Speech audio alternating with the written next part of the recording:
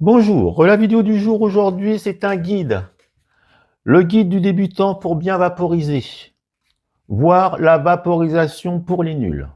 Alors pourquoi une vidéo sur le sujet? Eh bien, je suis très souvent sollicité par de nombreuses personnes qui souhaitent se convertir à la vaporisation, mais qui n'y connaissent peu ou voire pas du tout. Et le sujet est bien vaste. Alors c'est vrai, j'ai fait pas mal de vidéos sur ce sujet, comme pourquoi vaporiser, ou bien comment choisir son vaporisateur, les 9 conseils pour bien vaporiser, les 5 erreurs à ne pas faire.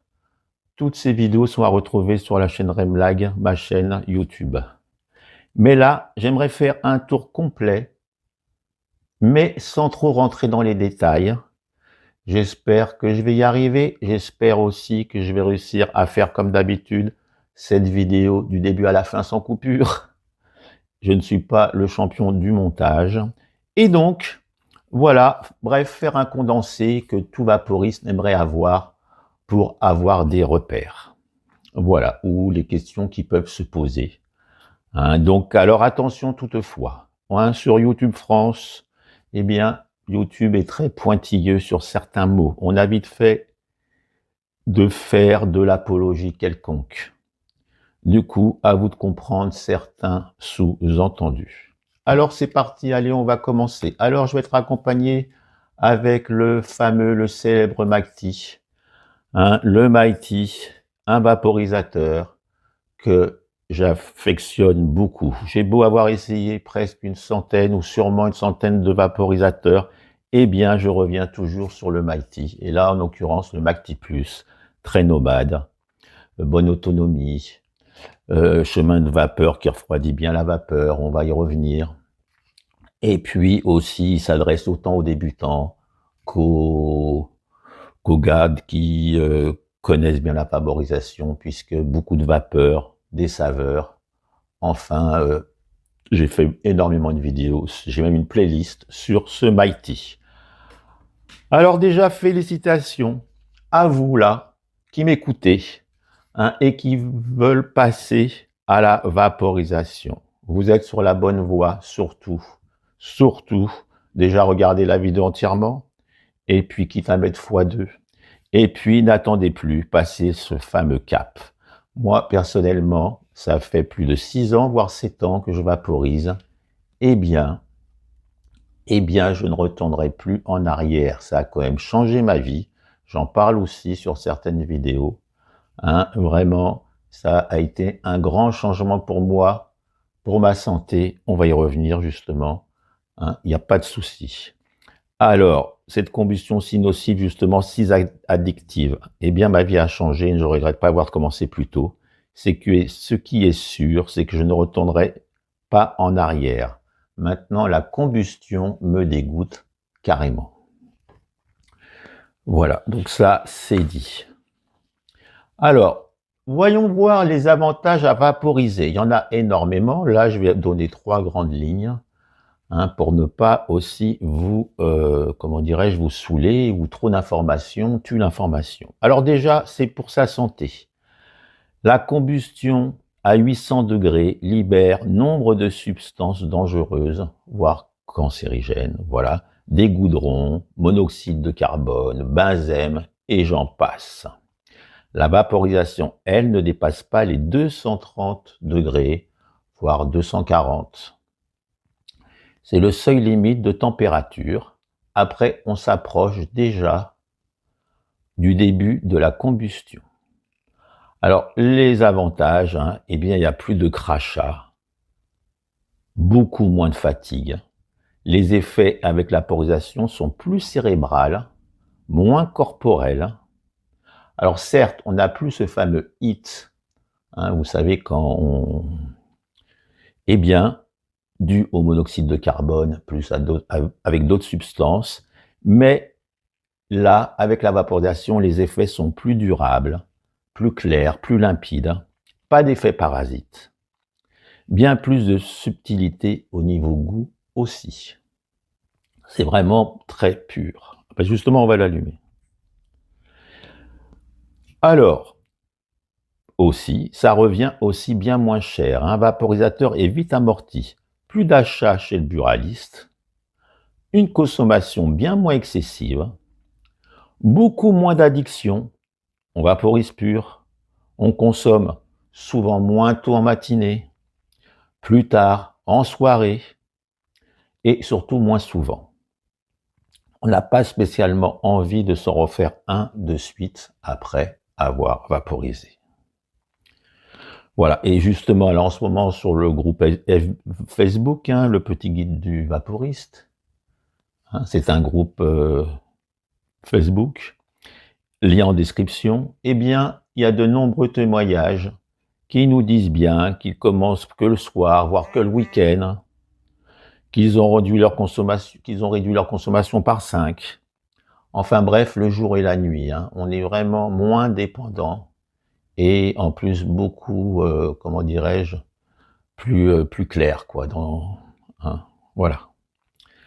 Alors, et puis aussi, il faut aussi le dire, il y a beaucoup moins d'odeurs, que ce soit à la maison, à l'extérieur, sur soi. Alors on va revenir, il y a des vaporisateurs plus discrets que d'autres, enfin bon, on va y revenir.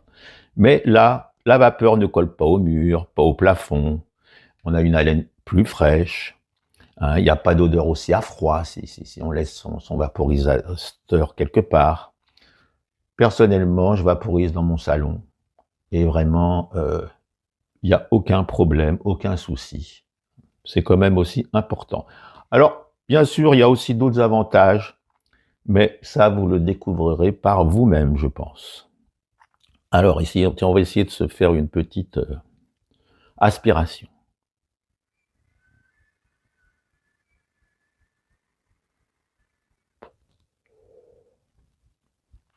Voilà, c'est vraiment juste parce que sur toutes mes vidéos, je vaporise. Et là, donc, je vaporise aussi. Mais c'est pas le but.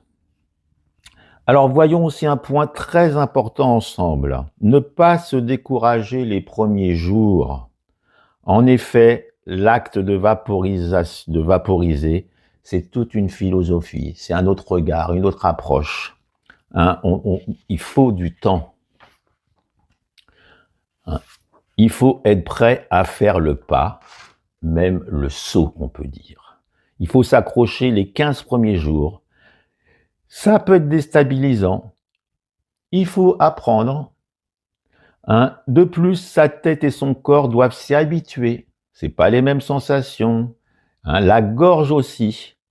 La vapeur peut être sèche, voire très sèche avec certains vaporisateurs, comme le Mighty par exemple.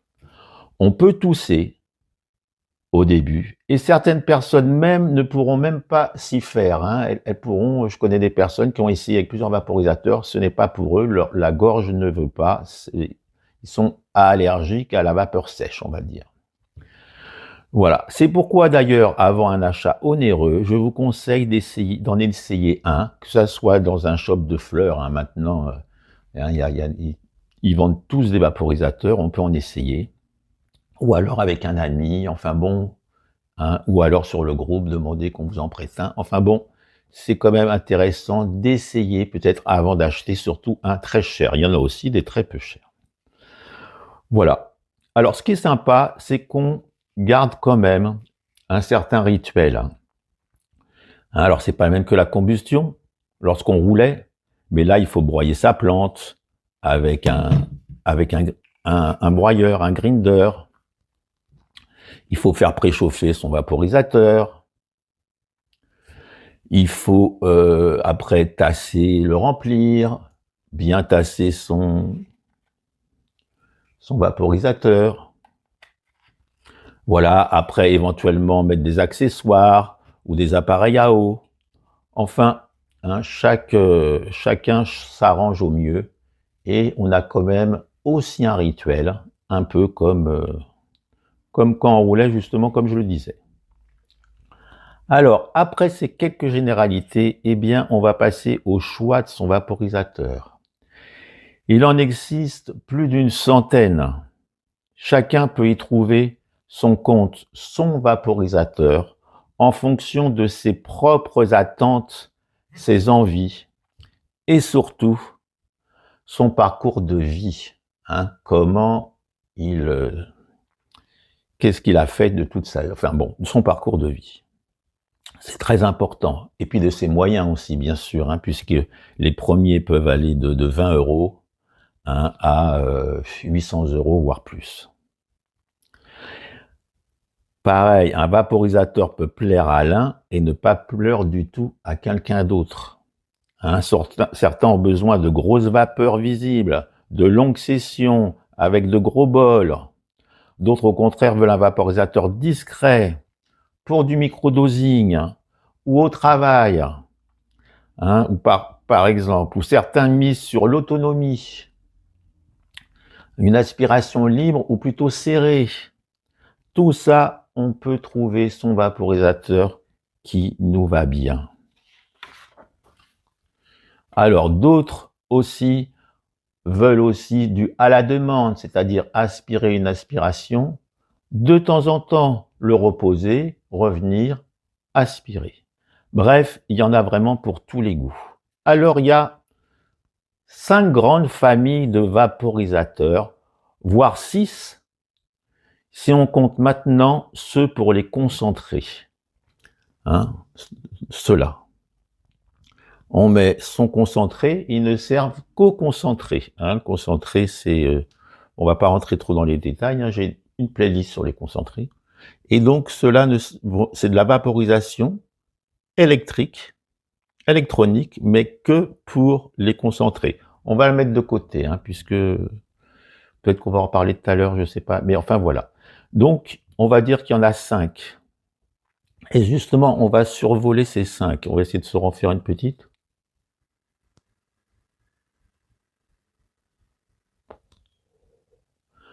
Après, je veux rester quand même un peu pour la... J'espère qu'en 20 minutes, on va clore le sujet. Alors déjà, 5 familles. Alors déjà, en électronique. En électronique, il y en a 4. Avec batterie amovible ou pas, avec écran LED ou pas, avec des grands ou des petits chemins de vapeur. Hein. La vapeur, elle passe parfois dans des chemins ou parfois elle est plus directe. On va aussi y revenir. Alors, il y a déjà ceux à conduction. Alors, ceux à conduction, là, je vous en ai mis quelques-uns, c'est les parois. C'est les parois. Bon, celui-là, on va l'éteindre. Voilà, là, il y a le bol. Et c'est les parois du bol qui chauffent et qui chauffent la plante. Peut-être qu'on peut mieux voir avec celui-là. Voilà. Donc, on met sa plante dedans. Les parois autour chauffent et libèrent de la vapeur, visible ou pas. Ça, donc, c'est ceux qui sont à conduction. Hein, ça chauffe tout autour de la plante. Le tirage est souvent assez serré, assez réduit. Alors, bien sûr, il y a l'IQC, enfin, il y a Da Vinci QC. Bon, après, hein, il y a les Pax, le Vapter, enfin, bon, il y a quand même pas mal. Alors, ce qu'il faut savoir juste, c'est que le Pax 3, avec son insert, le Budscups, est pas mal pour les résines. Hein, je le dis tout de suite. Hein, donc, il y a le Pax ou le Ace aussi. Mais bon, ça, c'est sur d'autres vidéos. Je peux pas tout... voilà. Après, il y a ceux à convection. Alors, ceux à convection, souvent, on dit qu'ils sont à la demande. Parce que ceux qui sont à la convection, par exemple, un des meilleurs, là, le Tinimite, eh bien, c'est toujours pareil. On met sa plante à l'intérieur, mais là, c'est l'air qui est chaud, qui traverse la plante, et en traversant la plante, fait de la vapeur. Hein, et c'est pour ça que, justement, on dit à la demande, on peut les éteindre parce que le four, le bol, ne chauffe pas en continu. Hein, l'air passe au travers et donc ça s'appelle de la convection. Là, le bol chauffe tout en continu. Et donc, même si on n'aspire pas, la plante se vaporise petit à petit. Là, entre deux aspirations, hein, et donc il y en a d'autres, hein, bien sûr, Il y a le Hervab, qui est aussi très connu, le Tinimite, le Decon, là, qu'on peut régler justement la convection ou la conduction différemment. Enfin, on va pas trop, voilà. Alors, ceux à convection, voilà. Hein, donc aussi pour les résines, celui-ci aussi, ou même celui-ci aussi est très bien, avec des capsules qui vont bien avec. On va y revenir aussi un peu aux accessoires. Donc, grande famille, je récapitule. Conduction, convection. Les hybrides ont un petit peu de convection et un petit peu de convection. Certains ont beaucoup de convection avec un tout petit peu de conduction, d'autres c'est beaucoup de conduction avec pas mal de convection, mais il y a les deux. Alors, bien sûr, il y a le Mighty, le Crafty, il y a des CFX, il y a le Phoenix Neo, enfin, c'est aussi une autre famille et c'est pas mal, puisque comme il y a les deux systèmes, eh bien, ça fonctionne quand même très bien, ça fait quand même de bonnes vapeurs visibles. Disons que c'est aussi un bon compromis, hein, entre ces deux-là, il y a ça, donc les hybrides. Et puis, voilà, il y a ceux de bureau. Hein, donc là, il y a le fameux Vapbong en céramique, le fameux Volcano hybride, hein, des meilleurs pour moi en bureau, hein, qui se branchent. Souvent, ils sont plus puissants. Il n'y a pas de souci d'autonomie. On peut prendre son temps pour faire sa session avec le tuyau, hein, le soir, chez soi, voilà. Et puis, ils sont souvent donc plus puissants. Ils montent souvent à 230, voire même plus. Hein. La Riser XQ2, hein, je crois que même ils montent à 250 avec le boost. Et donc, ils fonctionnent aussi bien pour les résines. Hein. Voilà. Donc voilà à peu près. Et puis, les concentrés. Hein, où c'est des et puis j'oublie, bien sûr, et pour finir, les vaporisateurs mécaniques dits à briquet. Alors, ils sont souvent à la demande puisqu'on chauffe avec une flamme, et puis quand on arrête, ça se refroidit très vite. Hein, et là, il y a aussi, alors très bien aussi pour les résines, hein, le célèbre Dynavap. J'ai une playlist aussi dessus. Il y a du Vapit avec son système, il y a du catalyseur aussi d'autres systèmes. Hein, il y a du Elevu Height Air aussi, du Caluvap. Et ça marche donc avec un briquet. Soit on chauffe, par exemple sur celui-ci, voilà, on a un bol, on met dedans, on chauffe avec une flamme et on aspire. Et donc c'est souvent aussi à convection. Donc on peut faire du à la demande. Alors il y a énormément de Dynavap, hein, là ils sont cachés derrière, mais il y en a beaucoup. Et puis alors il y a les briques, Vapman en ville, hein, et j'en oublie aussi Vaporgenie, enfin voilà. Il y a aussi ce système-là, et là on a besoin aussi d'une flamme, donc ça peut ressembler aussi au temps d'avant. Hein, donc voilà les 5 pour récapituler: conduction, convection, souvent convection, on va y revenir, le goût dure plus longtemps, hybride, à briquet pour les concentrés, et ceux de bureau. Alors pour ceux de bureau, attention, il y a aussi le Silver Surfer, il y a l'Herborizer, enfin j'ai aussi fait des vidéos sur ce genre d'appareils aussi qui sont très bien. Donc voilà à peu près, on va dire, les 5 grandes familles. C'est pour ça qu'on peut en trouver vraiment pour tous les goûts. Alors je rentre pas trop dans les détails, on peut retrouver sur ma chaîne Remlag de nombreuses revues et playlists sur tous ces vapos cités, des trucs et astuces, des comparatifs, des tests vapeur, bref, plus de 300 vidéos. Comme je vous le disais, n'hésitez pas à vous abonner pour retrouver la chaîne. Donc, alors, on va passer maintenant à une question qui revient bien souvent, très souvent, en commentaire sur ma chaîne ou en post ou en commentaire sur le groupe Facebook. Du genre, je n'arrive pas à produire de la vapeur visible, je ne sens rien, bref, c'est bidon, c'est nul, c'est pas fait pour moi. Alors, on va voir ensemble pourquoi on n'y arrive pas.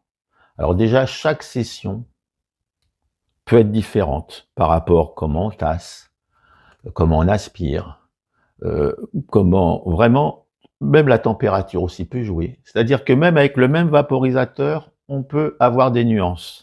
Hein. Alors, un point déjà important, on va parler un peu des plantes médicinales. Elles produisent peu ou pas de vapeur visible, surtout celles qu'on vaporise sous les 180 degrés. Alors, les effets attendus sont les mêmes qu'on peut avoir avec les tisanes, les infusions. Mais certaines plantes, néanmoins, peuvent faire de belles sessions agréables, et certaines aussi, vaporisées au-dessus de 190 degrés, oui, il y en a, eh bien, on peut faire de la vapeur visible aussi. Alors, on peut retrouver tous les plantes et les tableaux des températures de vaporisation des plantes sur tous les sites marchands de vaporisateurs. Et puis les plantes, elles sont plutôt achetées en herboristerie, moins chères, bio de préférence. Voilà, donc ça c'était pour ces plantes-là à tisane. Bien sûr, on peut, beaucoup de personnes, justement c'est fait pour, c'est fait pour. Alors là on va passer au sujet, à notre plante magique, on va dire. Eh bien, que ça soit celle du commerce, qu'on achète maintenant dans tous les centres-villes, les fleurs en vente libre, ou les autres, eh bien, il faut que ça soit de la bonne qualité. Avec un vaporisateur, la mauvaise qualité ne pardonne pas. Il faut aussi qu'elle soit fraîche. Fraîche, mais bien sèche. Nuance. Ce n'est pas de la vapeur d'eau qu'on recherche, mais c'est la vapeur des terpènes et des molécules de la plante. Nous, on ne vaporise pas de l'eau. C'est les terpènes et les molécules. Si on met une herbe mouillée, ça ne fonctionnera pas et on ne fera pas de vapeur d'eau. Enfin bon, on n'est pas autant sinon prendre son fer à repasser. Donc nous, ce qu'on recherche, c'est pas de l'humidité, c'est plutôt une plante qui a des bonnes qualités. Une plante humide va se vaporiser très mal. Voilà, je me le répète, il faut qu'elle soit bien sèche. Il faut aussi qu'elle soit bien résineuse, pas du foin.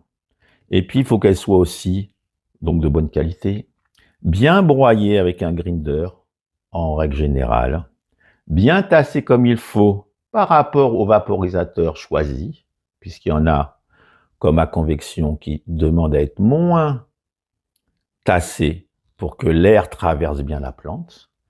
Et ceux à conduction, eh bien, on peut plus les tasser parce que comme c'est le tour du bol, le four, qui va chauffer la plante, on a moins besoin. Alors là, je m'en sers comme Dieu à la demande, mais c'est pas, ça c'est pour faire des sessions complètes, en règle générale, puisqu'il est hybride. Alors voilà, donc, il faut aussi savoir monter un peu plus haut. On peut vaporiser à partir de 160, mais on peut, pour bien finir toutes ces molécules, on va y revenir, mieux vaut finir vers 205, puisque à 203, voilà, eh bien, voilà, pour bien rester son bol, autant monter assez haut vers 205 et finir les molécules désirées à 203 degrés. Justement, il y en a une pour l'endormissement. Oui, bien sûr, la plante libère à partir de 160, je viens de le dire, jusqu'à 205, voire plus, nombre de molécules et terpènes. À retrouver aussi sur Internet, avec des tableaux récapitulatifs des molécules et terpènes qu'on a à certaines températures. Donc, ça aussi, on peut le retrouver sur... Alors, pourquoi, pour en revenir, pourquoi certaines personnes n'y arrivent pas? Parce que, eh bien, justement, ils n'ont pas déjà ce qu'il faut à mettre dedans. Alors aussi, l'aspiration est aussi très, très importante. Certains vaporisateurs ont besoin d'une aspiration très douce et assez longue, comme celui-ci. C'est pour ça que là, je fais peu de vapeur visible parce que je ne veux pas prendre mon temps. Et puis, d'autres, c'est le contraire. Alors, parfois, il faut faire des aspirations longues et douces. Pourquoi? Pour ne pas refroidir, justement, son bol. Parfois même, il faut attendre entre deux aspirations un moment pour que ça se réchauffe bien. Voilà. Et puis d'autres vapos, c'est le contraire. Il faut aspirer plus fort et moins longtemps. Un peu comme ceux à convection, puisque l'air doit passer à travers. Alors, à vous aussi de faire des tests ou de faire des essais avec son vaporisateur. On essaye. Moi, par exemple, quand je teste les vaporisateurs, je vais essayer tasser, pas tasser, en aspirant vite, pas vite, fort, longtemps, pas longtemps, pour me donner une idée.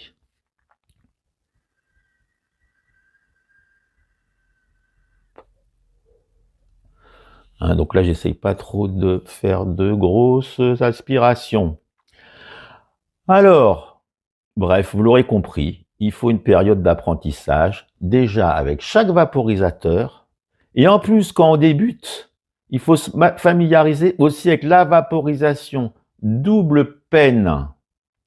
C'est bien pour ça que je vous dis qu'il faut s'accrocher au début, avoir de la patience. Et surtout aussi avoir son mental, avoir vraiment envie de cesser cette combustion si nocive. Bon, alors, une fois la session finie, quand on a fini, eh bien, alors la durée de session va dépendre de son vaporisateur et aussi des températures utilisées. On s'en aperçoit quand c'est fini, quand le goût vire, ça commence à plus être très bon, plus de vapeur aussi. Là, il faut l'arrêter et l'éteindre. Alors, il faut aussi savoir, à peu près avec tous les vaporisateurs, sauf peut-être les pures convections, comme le Tinimite, et il y en a peu, où le goût, les saveurs si recherchées ne durent pas toute une session.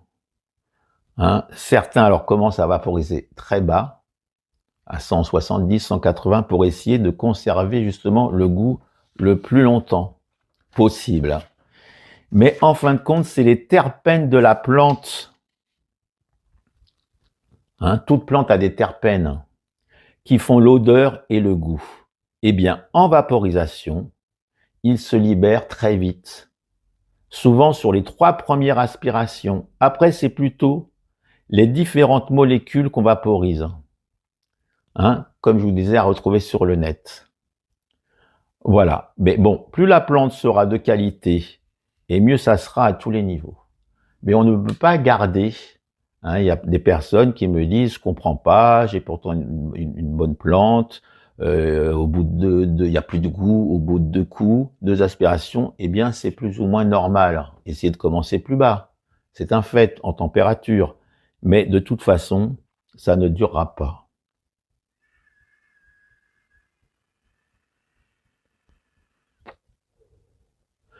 Ça ne durera pas. Là, avec le Mighty, vous voyez, 3, 4 aspirations, c'est bon, mais il n'y a plus ces petits goûts-là qu'on a au départ. Alors, un point encore très important, pour les résines et les concentrés, qui sont en vogue depuis quelque temps, bien sûr, il y a des vaporisateurs spéciaux, surtout pour les concentrés, je vous les ai dit, pour les résines, moins. Et voilà, soit en électronique, soit avec les torches, ou soit même là, les e-rigs avec les torches. Enfin bon, je ne rentre pas dans les détails, oulala. Eh bien, on peut aussi les vaporiser avec de 5 vaporisateurs. En effet, la technologie des vapos est en constante progression, et à l'heure actuelle, on peut les vaporiser, en principe, avec presque tous les nouveaux qui sortent, puisqu'ils montent maintenant à peu près à 220, voire 230 degrés. Mais avec ce genre de produit, voilà, il faut mettre un accessoire. Alors, soit l'accessoire est fourni avec, parce que bien sûr, si vous, prenons lequel. Si vous mettez directement des concentrés, des cires ou de la résine émiettée au fond, la grille du fond va déjà se boucher et éventuellement même, les concentrés vont descendre dans le système de chauffe. Donc pour cela, eh bien, je ne sais pas si c'est... Non, ça c'est pour les lèvres. Eh bien, il y a de nombreux accessoires. Et donc on appelle ça... J'ai fait des vidéos dessus, 2 longs épisodes sur les concentrés et sur les résines. Il y a des capsules de différentes tailles, liquide pâte et des coussinets à huile, des petits paniers, du chanvre dégommé, vraiment, de leur céramique. Voilà, il y a pas mal d'accessoires. À vous de vous renseigner si votre vaporisateur monte assez haut.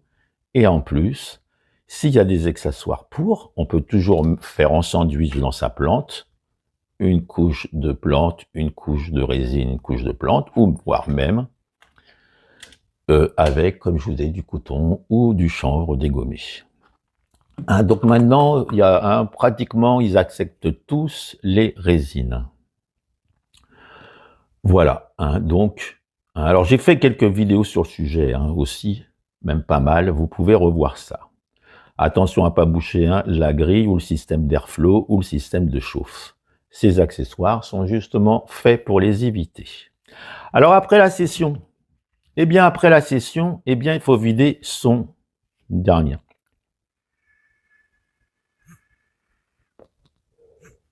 Il faut l'éteindre et vider son bol. Les résidus de plantes. Voilà, ce qu'on appelle le l'AVB en anglais ou le Zaptar. Alors si vous ne le faites pas de suite, eh bien après ça s'agglomère et c'est bien plus difficile à l'enlever. Donc on a fini sa session, on enlève et avec son pinceau, on fait attention que ce soit pas trop chaud, on souffle. Et ça c'est le premier nettoyage à faire après chaque session. Et là, c'est déjà pas mal. Alors, certains le conservent néanmoins. J'ai aussi une vieille vidéo sur le sujet, les 13 façons de réutiliser son AVB, à retrouver sur ma chaîne. On peut le faire en gâteau, enfin, je vous explique tout ça. Alors, un petit coup de balayette, et puis là, on est prêt pour en refaire un autre. Mais de temps en temps, il faut aussi nettoyer ce qu'on appelle le chemin de vapeur, justement. Je vous en ai parlé au départ, pour enlever une sorte d'huile essentielle qui s'appelle le Reclaim. J'ai des vidéos dessus aussi. Et elle se colle sur les parois, les recoins. Par exemple, regardez l'huile. Alors l'huile a un chemin de vapeur assez important. Et quand on regarde bien, eh bien on voit des traces. Alors elle est assez propre, mais alors cette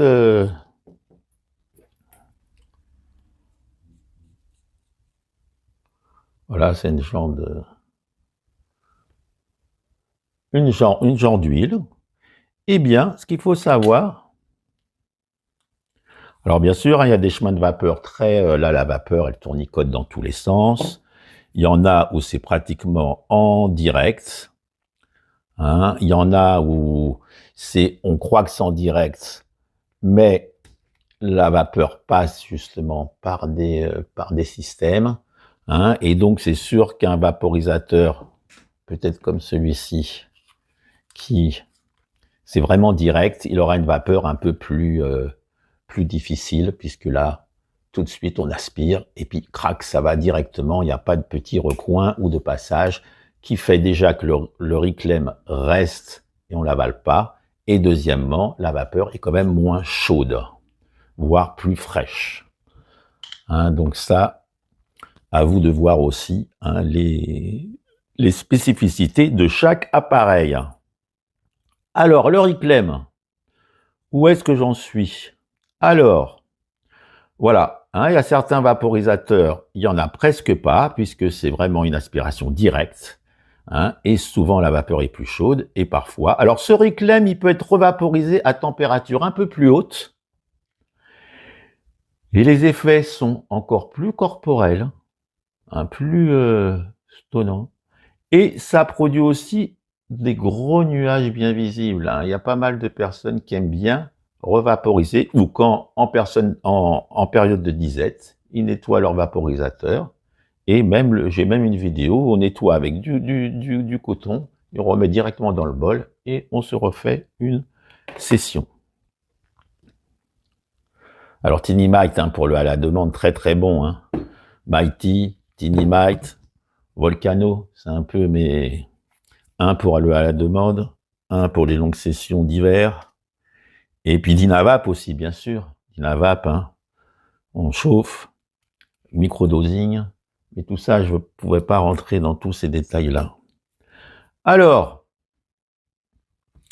avec un vapo neuf, un vaporisateur neuf, il faut déjà prévoir, quand vous l'achetez, une charge complète. C'est-à-dire, vous le branchez de suite et vous le laissez encore plus longtemps que ça le devrait, surtout s'il reste allumé. Si c'est un bon, je ne sais pas si c'est très important. Une charge complète plus longue que prévu et aussi quelque chauffe à vide. C'est-à-dire, vous le recevez, vous le faites chauffer à fond pendant quelques dizaines de minutes ou quelques minutes, et vous sentez, et il peut sentir un peu le neuf, c'est-à-dire qu'il reste des résidus de graisse, des poussières, hein, lors de la fabrication. Donc, mieux vaut le faire tourner un peu à froid. Voilà, je pense que ça s'appelle le rodage. Bon, bah, j'espère que j'ai pas trop oublié. Revenez sur les points importants, hein. Le pourquoi pour la santé, le fait de passer, être prêt, le s'accrocher, le nombre de vaporisateurs, les nuances, hein, tout ça, votre parcours de vie, très important. Ça dépend de ce que vous avez fait dans votre vie antérieure, hein, si vous étiez un gros consommateur ou pas. Enfin, vous voyez, voilà, il faut cibler quand une personne dit, voilà, bonjour, je voudrais acheter un vaporisateur, dites-moi lequel. On ne peut pas. Il faut connaître l'actif de la personne, son passé, ses envies, hein, je le répète. Alors, eh bien écoutez, je pense que j'ai pas trop oublié de points importants, voilà.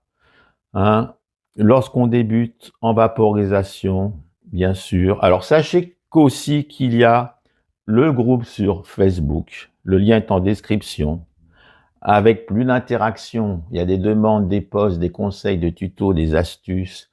Tout le monde peut y dire ce qu'il a envie de dire, bien sûr. Voilà, et je vous invite à y venir.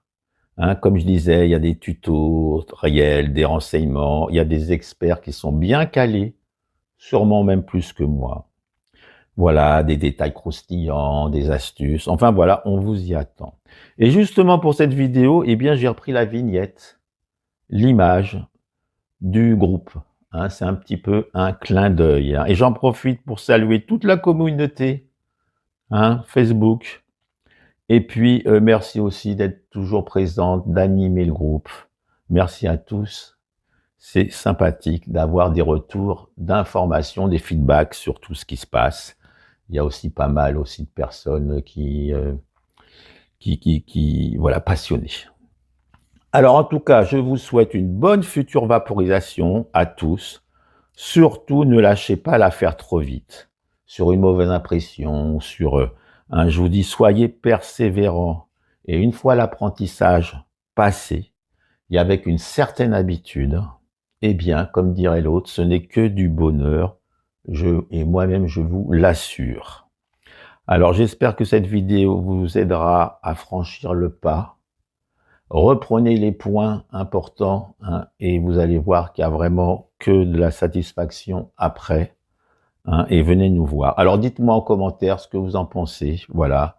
Et puis je vous dis, eh bien écoutez, à bientôt. Et pour ceux qui la regardaient parce que ça les intéresse toujours des sujets sur la vaporisation, eh bien je vous dis bonne vape, bon dimanche, à bientôt. Salut!